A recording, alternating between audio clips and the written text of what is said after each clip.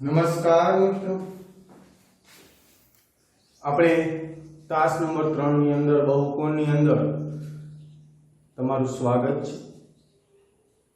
આજે આપણે સ્વાધ્યાય 3.1 વિશેની ચર્ચા કર્યા પછી આપણે થોડાક દાખલા થોડુંક વસ્તુ જોઈએ।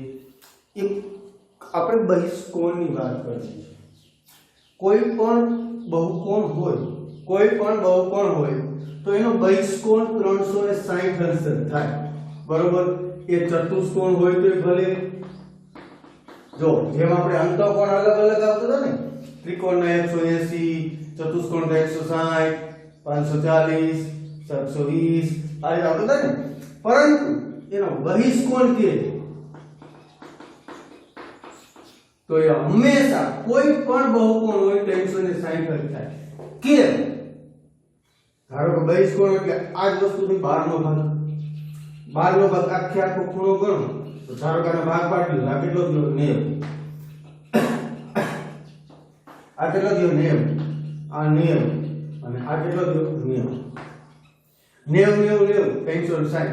હવે તમે ગમે તેમ બહિષ્કોણ દોરો, આ બાજુની જે ભાગ આવે આનાથી વધારે કોઈ ખૂણો ન હોય, કારણ કે બહારનો ખૂણો રાઉન્ડ એ 360 જ થાય। પછી એ પંચકોણ હોય તોય ભલે, ચતુષ્કોણ હોય તોય ભલે, કે પછી કોઈ પણ પંચકોણ હોય, બરોબર, ષષ્ઠકોણ હોય તો પણ એનો બહિષ્કોણ 360 અંશ થાય। હવે આને ધ્યાનમાં લઈ અને આપણે આગળ દાખલા ગણવાના છે। ખ્યાલ આવે છે? સમજાય? સારું, ચલો બહિષ્કોણ કેટલો થાય? 360 અંશ। અહીંયા લખું છું,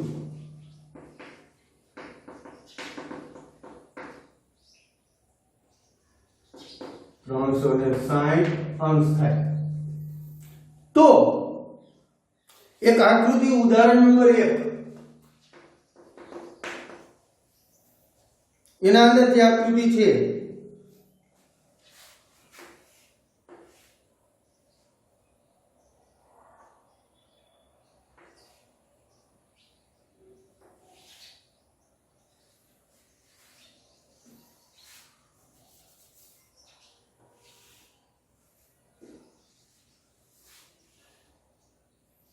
આ રીતનું છે,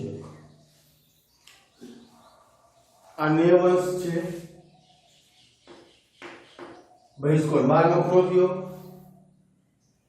આ 50 અંશ છે, આ 110 અંશ છે, અને આ તમારે મેળવવાનું છે।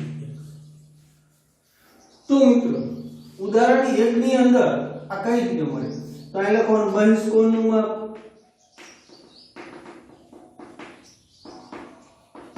બહિષ્કોણનું માપ 360 અંશ, 90 વત્તા 50 વત્તા 110 અંશ વત્તા x બરાબર 360 અંશ। આનો સરવાળો કરો, 250 પ્લસ x 360 અંશ, x બરાબર 360 ઓછા 250, x બરાબર 110 અંશ થાય। તો આ ખૂણો કેટલો હશે? 110। ખ્યાલ આવી ગયો? સમજાય છે એટલું? સારું, ચલો હવે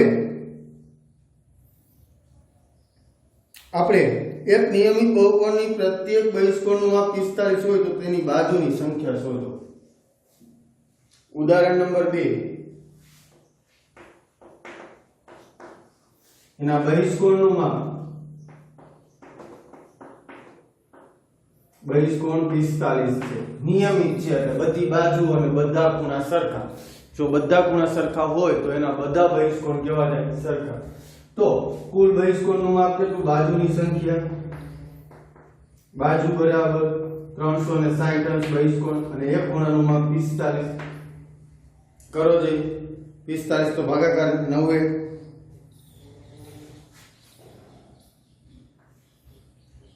9 પંચા 45, 9 ચોક 36, 8 પંચા 40, તો કેટલી બાજુ છે? 8 બાજુ. તો નિયમિત બહુકોણનું જે બહુકોણ છે એનો બહિષ્કોણ કેટલો થાય? 8. કમ્પ્લીટ ખ્યાલ આવે છે? હવે આપણે બીજો દાખલો જોઈએ તો વધારે ખ્યાલ આવે.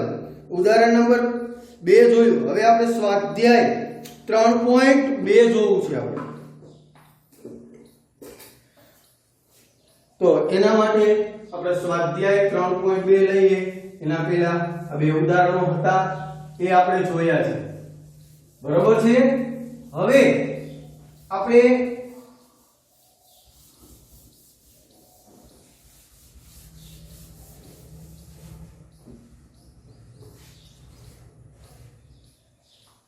એક આકૃતિની અંદર x શોધવાનો છે. સ્વાધ્યાય 3.2 આના વિશેની ચર્ચા કરવાની છે. તો દાખલા નંબર 1.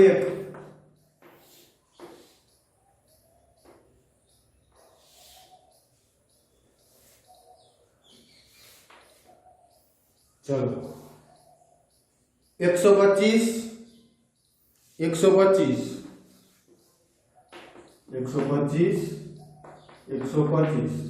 આ મેળવવાનું છે x. અને બીજી એક આકૃતિ છે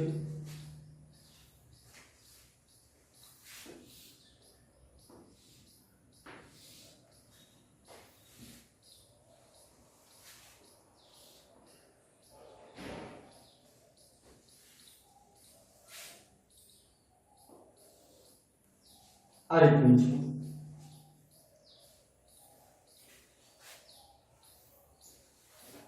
સોરી થોડું ચેન્જ કરું છું.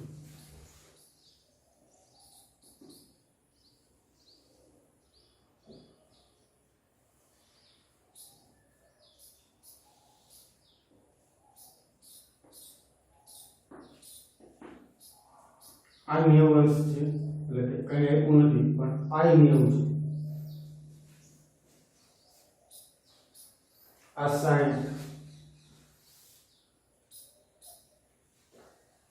સોરી નથી બરોબર છે.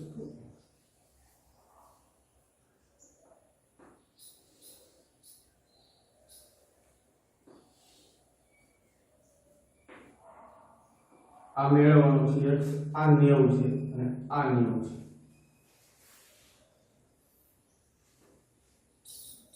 આ 70 છે.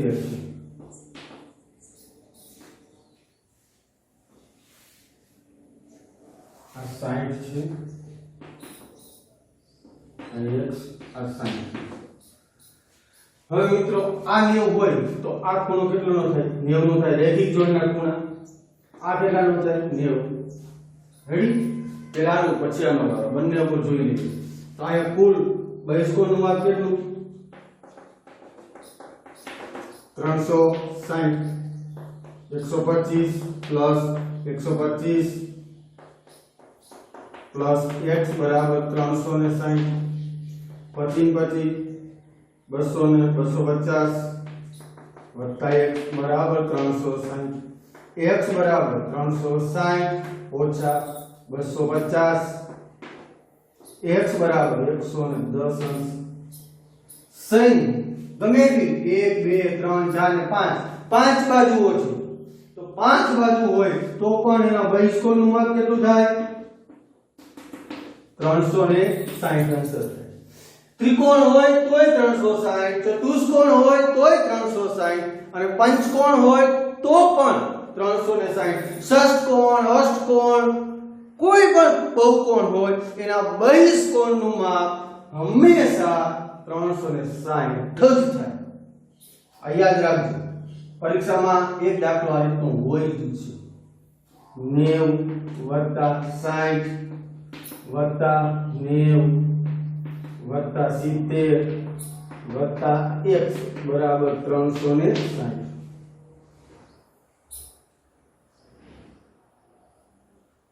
હવે 18 એટલે 180 100 200 અને 250 250 ને 310 310 વત્તા 1 360 x બરાબર 360 ઓછા 310 x બરાબર ખાલી 50 અંશ.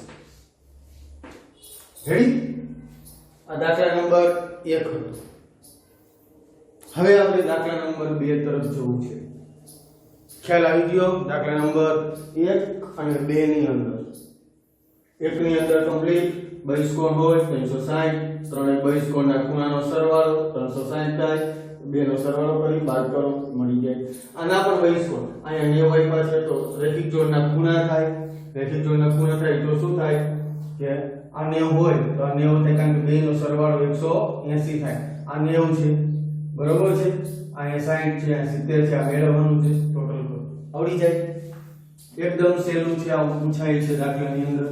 દાખલા નંબર 2 તરફ જવું છે હવે મિત્રો.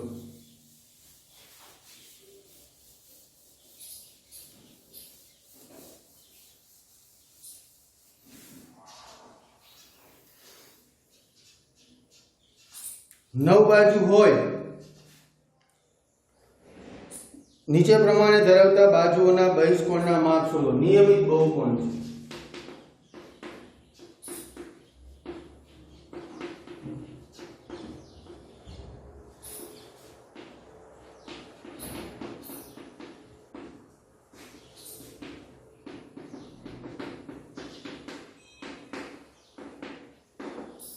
નિયમિત બહુકોણના બહિષ્કોણના માપ શોધો. 9 બાજુ હોય તો બહિષ્કોણનું માપ બરાબર 360 ભાગ્યા બાજુ. હવે અહીંયા બહિષ્કોણ માપ લખો તો બાજુ મળે, બાજુ લખો તો બહિષ્કોણ મળે. સમજાય એ સૂત્ર? અહીંયા માપ લખો તો અહીંયા બાજુ, બાજુ તો માપ, બાકી કશો ફરક નથી. 360 ભાગ્યા 9 9 ચોક 36 અને 9 ચોક 36 40 અંશ થાય બહિષ્કોણનું માપ. બહિષ્કોણનું માપ 40 અંશ થાય. હવે 15 બાજુ હોય તો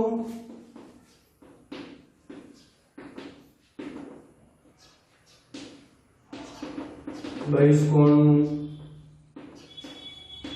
માપ બરાબર 360 ભાગ્યા બાજુ 360 ભાગ્યા 15 બરોબર છે. 15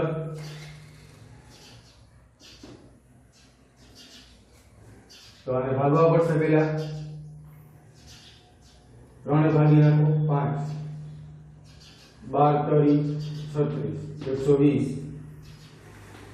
24 25 અંશ થયું.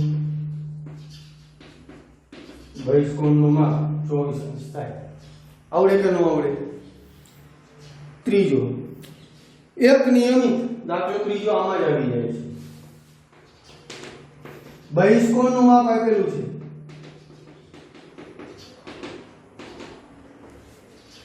24 અંશ. તો બાજુ કેટલી? બાજુ 360 ભાગ્યા બહિષ્કોણ 360 ભાગ્યા બહિષ્કોણ કેટલા? 24 કેટલા આવશે? 15. તો 15 બાજુ હોય. હવે આપણે ચોથો દાખલો લઈએ.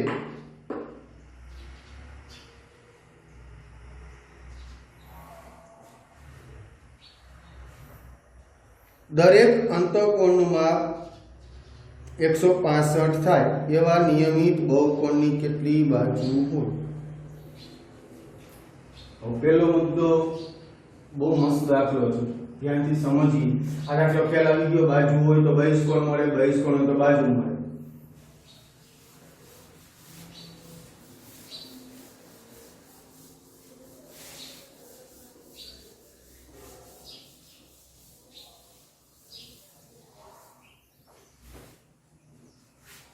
દાખલા નંબર 4 એક બહુકોણનું અંતઃકોણ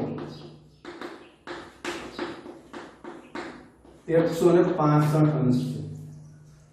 હવે આમને એવું કહે છે તો એની બાજુ કેટલી હશે નિયમિત બહુકોણની. પહેલો મુદ્દો એવો થાય કે અંતઃકોણ 165 છે તો એમાં તમે 360 ના ભાગી શકો, કારણ કે જો ચતુષ્કોણ હોય તો જ એના અંતઃકોણનો સરવાળો 360 થાય. ત્રિકોણ હોય તો 180 થાય. તો અંતઃકોણ ઉપરથી બહિષ્કોણ મળે ખરો? એક નિયમિત મળે.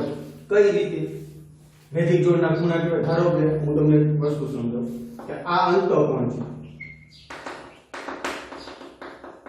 તો આ શું થાય? એનો બહિષ્કોણ થાય. કારણ કે રેખિક જોડના ખૂણા અંતઃકોણ 165 અંશ છે તો બહિષ્કોણ કેટલો થાય? અને લખવાનું બહિષ્કોણ બરાબર 180 અંશ માઈનસ અંતઃકોણ 180 માઈનસ 165 કરી લો ટોટલ 5 બાદ કરો 5 15 અંશ થાય બહિષ્કોણ. હવે જેનો 15 અંશ બહિષ્કોણ હોય, જેનો બહિષ્કોણ 15 હોય એને બાજુ કેટલી હોય? એની બાજુ કેટલી હોય? તો બાજુ બરાબર 360 ભાગ્યા બહિષ્કોણ 360 ભાગ્યા 15 24 આવશે. અને 24 બાજુ ધરાવતો બહિષ્કોણ હશે. એની બાજુઓની સંખ્યા 24 હશે. બરોબર? જો હજી એકવાર જોઈ લ્યો.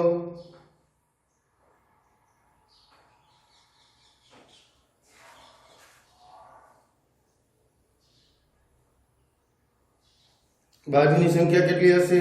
24. હવે દાખલા નંબર 5.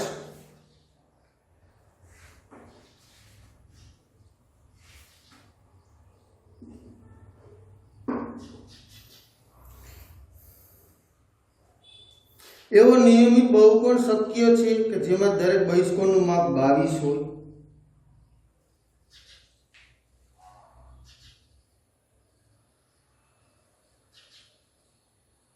ચલો ના, કારણ કે દાખલા નંબર 5 જેની બહિષ્કોણનું માપ 22 હોય તો આ 22 જે છે એ 360 વડે 22 ભાગો તો એ પૂર્ણ ભાજકમાં આવશે નહીં. 360 ભાગ્યા 22 કરો 22 એકા 22, કારણ કે 22 એ 360 નો ભાજક હોવો જોઈએ અથવા 360 ના કોઈ પણ અવયવ હોવો જોઈએ. 22 4 બરોબર છે.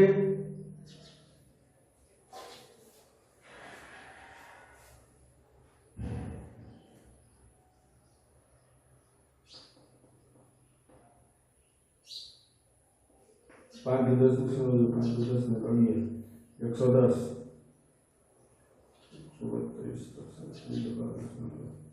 6 એ 40 ભાગ જોઈએ. 6 દુ 12 નો બગડો વધી 1 6 દુ 12 ને 13 એટલે 16 132 8 શેષ તો અહીંયા શેષ ન હોય એનો ભાગાકાર કરો એટલે કે અહીંયા 16 પોઈન્ટ કરી બાજુ આવે. બાજુ કોઈ પોઈન્ટમાં આવે કે એક અડધી બાજુ ને આખી બાજુ. બાજુ તો કેવી હોય? પૂર્ણાંક સંખ્યા છે. બરોબર છે? પૂર્ણ સંખ્યા. તો અહીંયા પોઈન્ટમાં જવાબ આવે છે. આ ધારો કે એમ કરી 80.22 3 66 4 40 22 22 22 22 16.31 જેવું થાય. તો પોઈન્ટમાં જવાબ હોય નહીં, એટલે કે એનો ભાજક નથી. એટલા માટે આપણે કહી શકાય કે 22 એ કોઈ પણ બહુકોણનો બહિષ્કોણ ન હોય. શું માપ નિયમિત બહુકોણના અંતઃકોણનું માપ હોઈ શકે? હોઈ શકે. કઈ રીતે?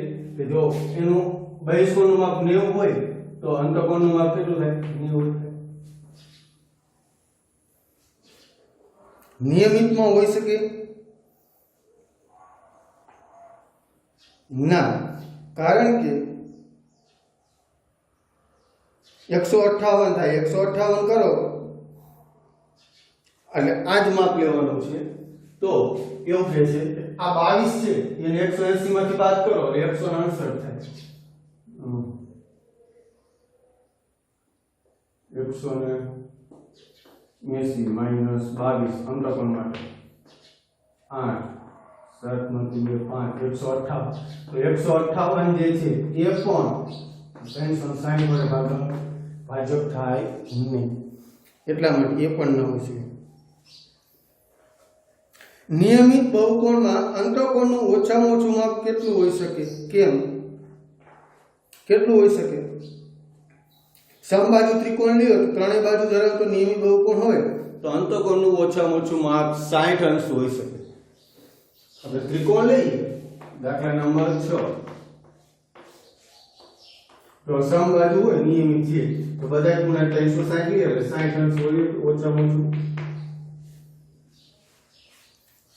બહિષ્કોણનું માપ વધુમાં વધુ કેટલું હોઈ શકે? તો 360 છે એમાંથી બાદ કરી દો 120. 180 માંથી આ 60 હોય તો કેટલું હોય? 120.